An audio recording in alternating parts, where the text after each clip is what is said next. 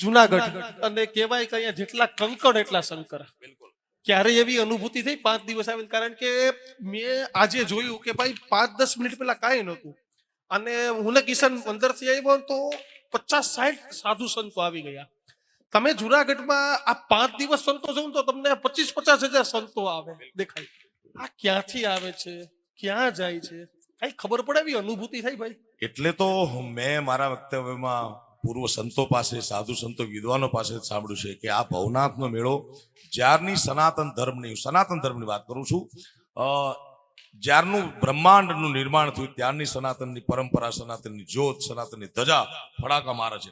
અને એ આદિ અનાદિ દેવ, દેવનો દેવ ભોળોનાથ મહાદેવ એની અહીંયા ઉપસ્થિતિ હોય છે મારા બાપ. અને એવા કેટલાય સિદ્ધ સાધુ, કેટલાય સિદ્ધ સંતોના તમને દર્શન થાય, જેના દર્શન માત્રથી, જેના સ્પર્શ માત્રથી, જેના આશીર્વાદથી મારા તમારા પાપ જોજનો દૂર ગયા જાય ભાઈ.